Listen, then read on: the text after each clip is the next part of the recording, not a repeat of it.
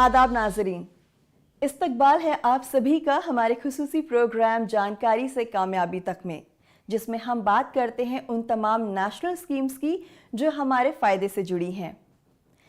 नाजरीन, हम सब की ज़िंदगी में एक ऐसा वक्त आता है जब हमारी उम्र ढल रही होती है, सेहत साथ नहीं देती, कोई नौकरी भी नहीं होती और तब ज़रूरत होती है पेंशन की, बहुत ज़रूरत होती है पेंशन की।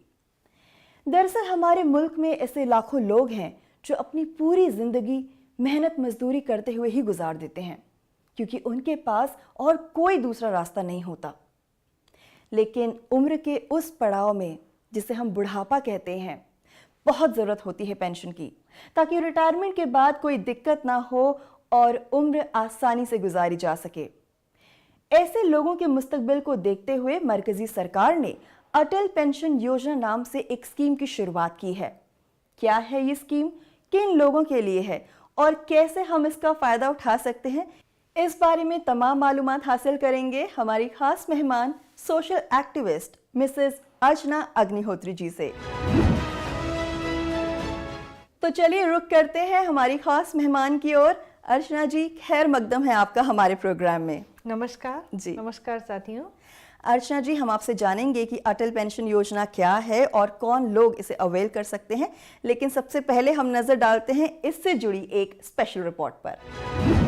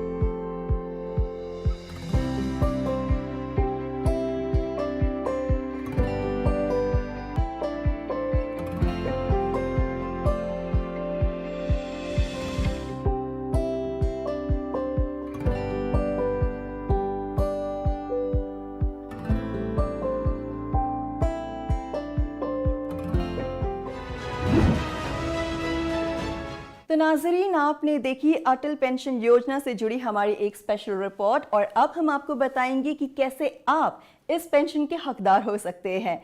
तो अर्चना जी, आपसे मैं सबसे पहले ये जानना चाहूँगी कि अटल पेंशन योजना किन लोगों के लिए है और वो कैसे इसका फ़ायदा उठा सकते हैं। अटल पेंशन स्कीम जो अनऑर्गेनाइज सेक्टर में लोग हैं, जैसे कि काम करने वाली, रोज के मजदूर, रिक्शा चलाने वाले, सड़कों पे सफाई करने वाले, ऐसे लोग जिनको की नौकरी नहीं है, इस तरह के लोग जो रोज़ कमाते हैं, रोज़ खर्च करते हैं, इस तरह के लोग जिनके लिए कि कोई स्कीम किसी ऑर्गेनाइज सेक्टर से नहीं आ सकती, किसी कंपनी में नहीं है क्योंकि वो लोग, तो उनके लिए बनाई गई है। ये एक बहुत ही मददगार और बहुत ही समझदार योजना है देश के हित के लिए, गरीबों के लिए और हर तरह के अनऑर्गेनाइज्ड व्यक्ति जो कि इनकम टैक्स पे नहीं करता है, उनके लिए बनाई गई है। अर्चना जी, अटल पेंशन स्कीम किन लोगों के लिए है और कौन इसका फ़ायदा उठा सकते हैं? उसके लिए उनको ये करना है कि उनके पास एक तो आधार कार्ड होना चाहिए जी। उनका कोई प्रमाण पत्र, पहचान पत्र होना चाहिए जी। उनके पास एक मोबाइल नंबर होना चाहिए और एक खाता होना चाहिए। अगर खाता नहीं भी है तो जनधन के खाते अब केंद्र सरकार ने जो बनाए हैं वो कोई भी खुलवा सकता है। इवन जो रिक्शे वाला है जिसका कोई आईडी प्रूफ नहीं है, क्योंकि कभी वो यहाँ पे रिक्शा चला रहा है, कभी वो दूसरी जगह चला रहा है, वो भी अपना खाता खुलवा सकता है। उस खाता को खुलवा के अपने ये जो कागज हैं उनको लेके जाइए।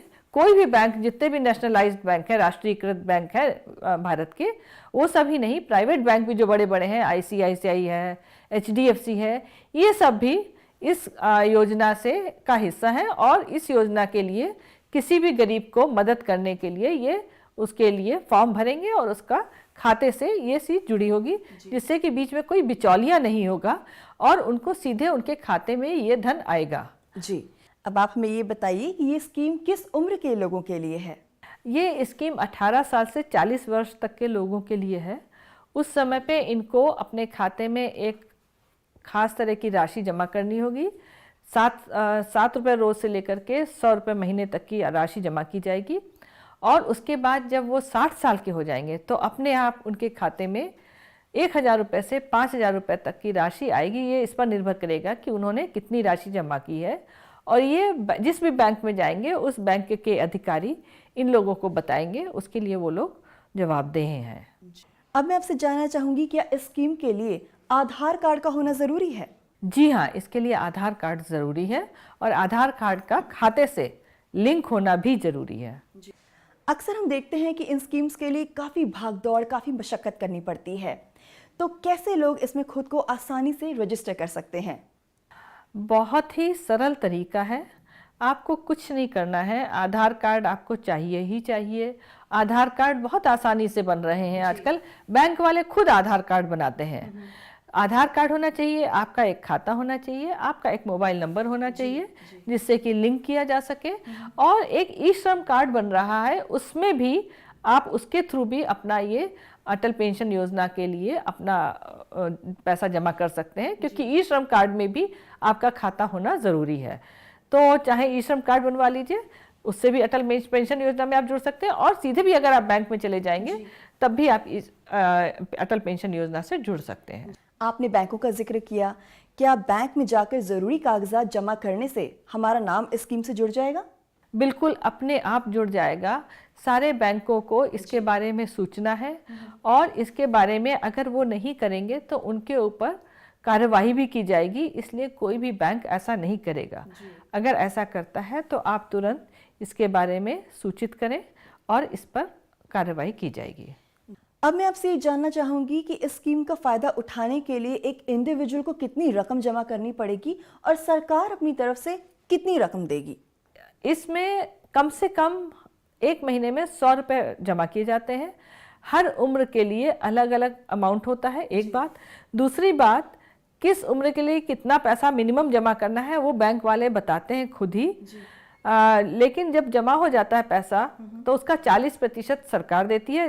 हर महीने अगर 100 रुपये जमा कर रहे हैं तो 40 रुपये सरकार उसके खाते में डालती रहती है अपने आप, और इसके लिए कोई भी जो है बीच में बिचौलिए की ज़रूरत नहीं है, अपने आप ये काम होता है। और जब 60 साल का हो जाएगा तो उसको 1000 से लेकर के 5000 तक कुछ भी मात्रा का पैसा उसके खाते में अपने आप आएगा और वो इस पर निर्भर करेगा कि उसने कितना हर महीने जमा किया था।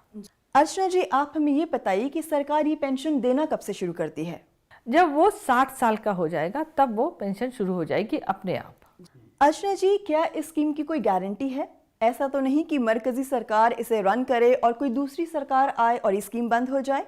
नहीं, ऐसा नहीं होगा। ये स्कीम गारंटी शुदा है। कोई भी सरकार आए, कोई भी सरकार जाए, लेकिन ये स्कीम बनी रहेगी, इसमें ऐसा प्रावधान है। अब मैं आपसे जानना चाहूंगी कि ऐसे कौन कौन से बैंक हैं जो इस स्कीम से जुड़े हैं और एक आम इंसान को उन बैंक्स के बारे में कैसे पता चलेगा? एक आम इंसान कहीं पे भी, जहाँ पे भी जनधन खाता अपना खोल सकता है, वो बैंक इससे जुड़ा है। एक ही छोटा सा सिंपल सा नियम है। उसके अलावा ज़्यादा डिटेल अगर जानना चाहती हैं आप, तो आपको बता दें, जितने भी राष्ट्रीयकृत बैंक हैं, चाहे SBI हो, बैंक ऑफ बड़ौदा, मतलब छोटे से 2-3 नाम ले रही हूँ, बहुत सारे हैं, PNB, बहुत सारे बैंक हैं, वो सब इस स्कीम से जुड़े हैं। इसके अलावा बड़े बड़े प्राइवेट बैंक भी इस स्कीम से जुड़े हैं। और सरकार की तरफ से ये प्रयास है कि सारे बैंक जितने भी भारतवर्ष में हैं, सब इस स्कीम का लाभ बनाने के लिए, गरीबों के लिए अपने को तैयार रखें। जी अर्चना जी, अब आप मुझे ये बताइए कि अगर किसी शख्स की मौत हो जाए तो फिर इस स्कीम का फ़ायदा किसे मिलेगा? अगर उस शख्स की मौत हो जाएगी तो इस स्कीम के द्वारा उसकी पत्नी अगर जिंदा है तो उसको भी पेंशन मिलेगी।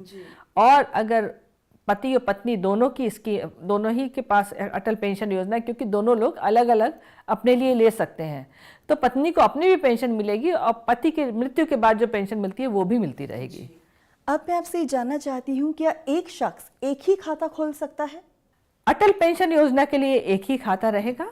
उसके अलावा खाता खोलना तो वैसे भी अब नियम बन रहा है कि सबको एक ही खाता खोलना चाहिए, क्योंकि एकीकृत स्कीम चल रही है सारी। पर वैसे अगर चाहे 1-2 खाता किसी वजह से खोलना पड़ गया हो तो खुल सकता है, पर अटल पेंशन योजना एक ही खाते से होगा। अब आप मुझे ये बताइए कि इस स्कीम को चलाता कौन है? केंद्र सरकार से ये स्कीम रन होती है, उसके फाइनेंस मिनिस्ट्री से होती है। अर्चना जी, अब मैं आपसे ये जानना चाहती हूँ कि इस स्कीम को लाने के पीछे की वजह क्या है? इस स्कीम को लाने की वजह यह है कि जो अनऑर्गेनाइज सेक्टर है, उसका जब बुढ़ापा आता है, उसके पास कोई रास्ता नहीं होता है। मान लो उसके बच्चे ना हो, हम जानते हैं एक काम वाली है, उसके बच्चे नहीं हुए हैं, अब वो लोग बुढ़े हो जाएंगे तो उनका कौन देखभाल करेगा?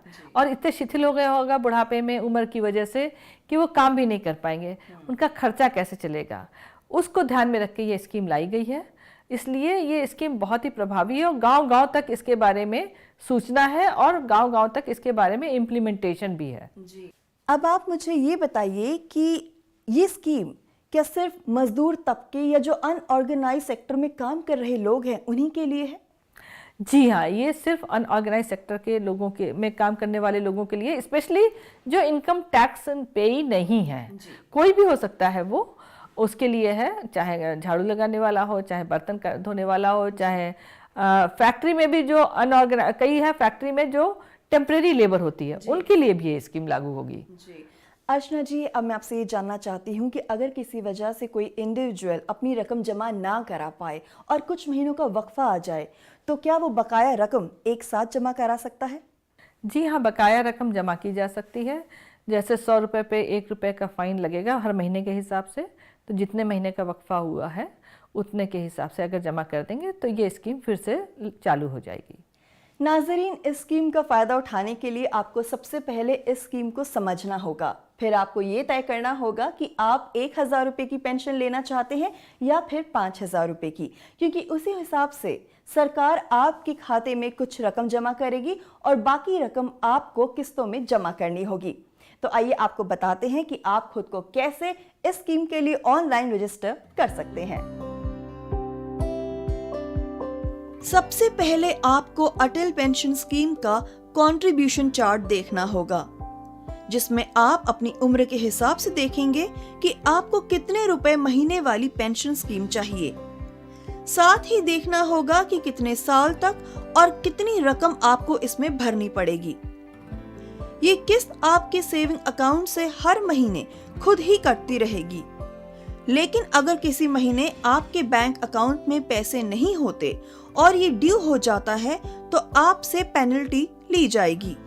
जैसे अगर आप 100 रुपए तक का कंट्रीब्यूशन देते हैं तो आपसे 1 रुपए हर महीने के हिसाब से चार्ज लिया जाएगा, और अगर आप 500 रुपए हर महीने भरते हैं तो आपसे 2 रुपए हर महीने के हिसाब से चार्ज लिया जाएगा। 1000 के लिए 5 रुपए पेनल्टी, 1000 से ज्यादा के लिए 10 रुपए की पेनल्टी ली जाएगी।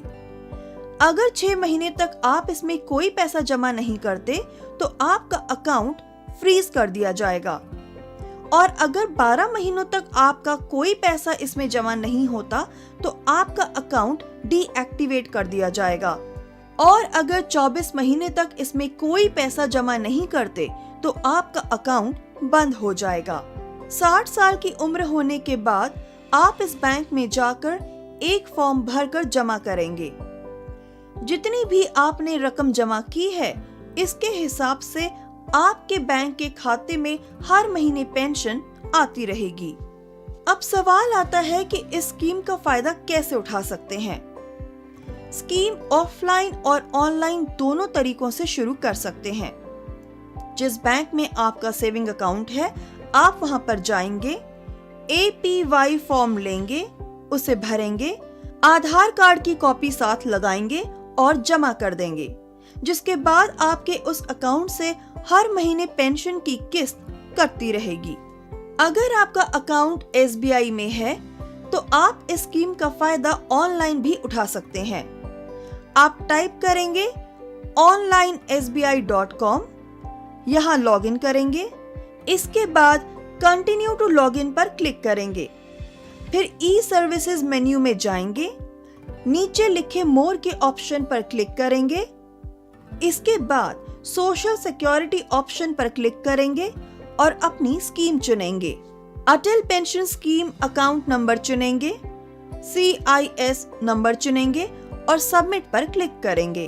अब एक फॉर्म आपके सामने खुल जाएगा जिसमें आपकी तमाम जानकारी पहले से ही मौजूद होगी और कुछ जानकारी आपको यहाँ खुद भरनी होगी, जैसे कि आप नॉमिनी किसे बनाना चाहते हैं, महीने में कितनी पेंशन पाना चाहते हैं, हर महीने खाते से कितने रुपए की किस्त कटवाना चाहते हैं। ये सब भरने के बाद सेव करिए और यहाँ से आपकी पेंशन स्कीम शुरू हो जाएगी। नाज़रीन, हमें उम्मीद है कि आपको हमारा प्रोग्राम पसंद आया होगा, क्योंकि हमारा यही मकसद रहता है कि हम आप तक उन तमाम स्कीम्स को पहुंचाएं जो आपके फायदे से जुड़ी हैं। अर्चना जी, आपने इस स्कीम के बारे में तमाम मालूमात हमें दी, इसके लिए आपका बहुत बहुत शुक्रिया। मैं भी बहुत बहुत शुक्रगुजार हूँ आप लोगों की कि आप लोगों ने एक जो बहुत ही गरीब लोग हैं जिनको कि कुछ पता नहीं होगा, आपके चैनल के थ्रू उनको ये सूचना मिलेगी और उनकी मदद होगी। बहुत अच्छा प्रोग्राम है। मैं चाहूँगी कि प्रोग्राम आप लोग और भी करें और बहुत बहुत धन्यवाद। शुक्रिया। तो नाजरीन, अगली किस्त में आपसे फिर होगी मुलाकात एक नई स्कीम के साथ। फिलहाल के लिए हमें दीजिए इजाज़त। खुदा हाफिज।